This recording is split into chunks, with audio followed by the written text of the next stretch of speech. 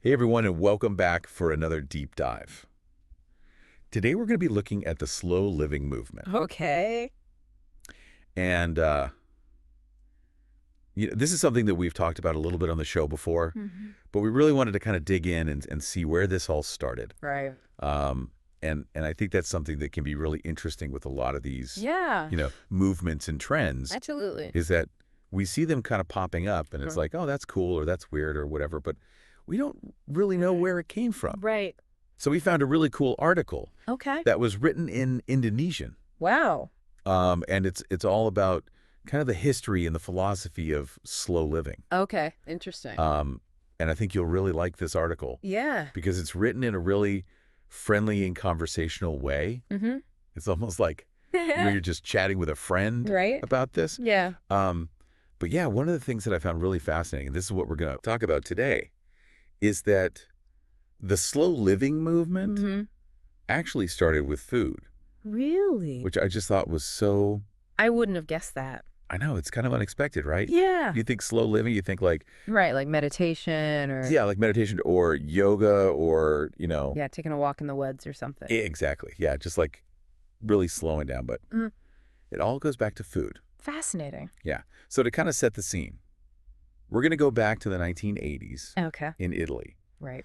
And at this time, you have the rise of fast food, Mm-hmm. right? McDonald's and Burger King and all these places are kind of starting to make their way Yeah. all over the world.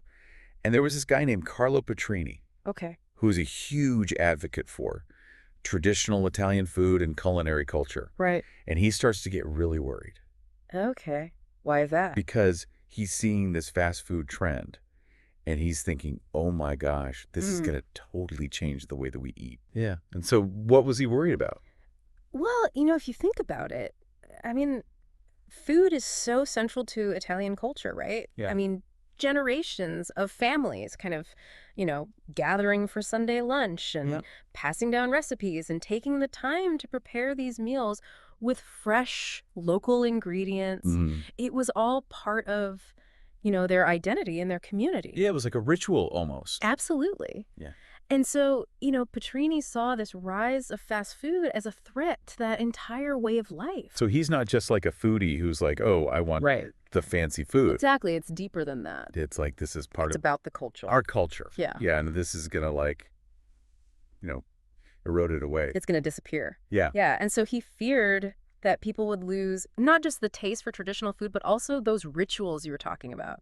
That connection to the land, the sense of shared heritage. Yeah. It was all tied together. Right. And it's so interesting because like we don't always think about those things, right? Mhm. Like we're just like, oh, I'm hungry. I'm going to go through a drive-through. Exactly. But like he was really seeing the bigger picture. Yeah. He was thinking long term Yeah. about the impact this would have. Yeah. So what did he do? Well, so this is where the story gets really interesting. Okay. So in 1986, Petrini and a group of his friends, they decided to stage a protest. Okay. But it wasn't your typical protest, with signs and chanting. Interesting. What did they do? They went to Rome's Piazza di Spagna, which is a very famous public square. Okay. And they brought bowls of pasta. What? Yeah, they were like, we're not going to yell and scream. We're going to share our food and our culture. That's amazing. It was a really powerful but playful way to kind of reclaim their culinary heritage. I love that. So it was like a celebration. Yeah, exactly. The slow food. Right. Yeah. And that moment is considered the birth of the slow food movement. Wow. So that one event like really I sparked got a list. this whole thing. Yeah, it really captured people's attention. Wow. That's amazing. And so we see that movement then obviously grew into this bigger Absolutely. idea of slow living. Right. So if slow food was about reclaiming the joy and connection of a shared meal, slow living kind of expands that to all areas of life. So it's like taking that same principle and just Yeah, applying it more broadly. like putting it all over. Exactly. Yeah. Okay. So how would you describe like the core principles of slow living then? Well, I think it's really about being more intentional with your time, Okay. slowing down, savoring the moment, prioritizing quality over speed. Yeah. And this article actually talks about that It does. a lot. Yeah, it really emphasizes that idea of being present and mindful in everything you do. Does that article talk about like specific ways that Indonesians practice slow living? Yeah, it actually highlights traditional crafts like batik making. Oh, yeah. Which is a really intricate process, and it takes a lot of time and patience. Right.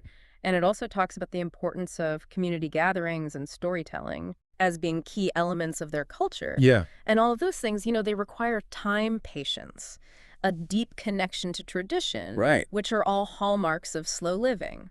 It's so interesting to see how, like, those same ideas can manifest in Yeah. such different ways. Absolutely. Yeah.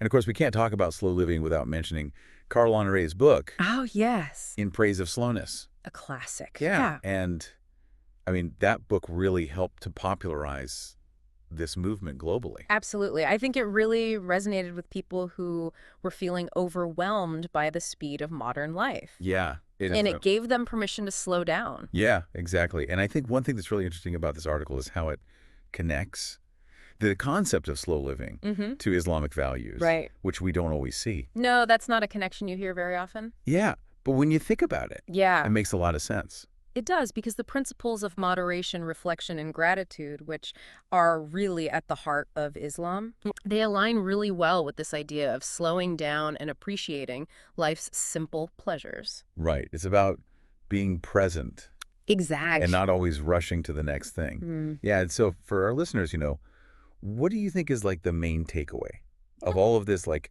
what does it actually mean to live slowly? Well, I don't think it's about, rejecting technology or Right. going to live in a cabin in the woods. Yeah. I think it's more about finding ways to bring more mindfulness and intention to your everyday life. Okay. So maybe that means, setting aside time to cook a meal from scratch, or disconnecting from technology for a few hours each week, Yeah. or even just savoring a cup of coffee without distractions. Yeah, I love that. Just like finding those little moments In to... pockets of peace. Yeah, exactly. So I guess. So as we kind of wrap up here, is there anything else that you think our listeners should really think about? Well, I think one question that's worth pondering is, could embracing these principles of slow living help you rediscover a sense of connection, both to yourself and to the world around you? Yeah, I love that. It's something to consider as you navigate the pace of modern life. It is. That is a great question for everyone to think about. Thank you so much for joining me on this deep dive today. It's been a pleasure. I always learn so much from you. Likewise. And to all of our listeners out there, we'll see you next time for another deep dive. See you then.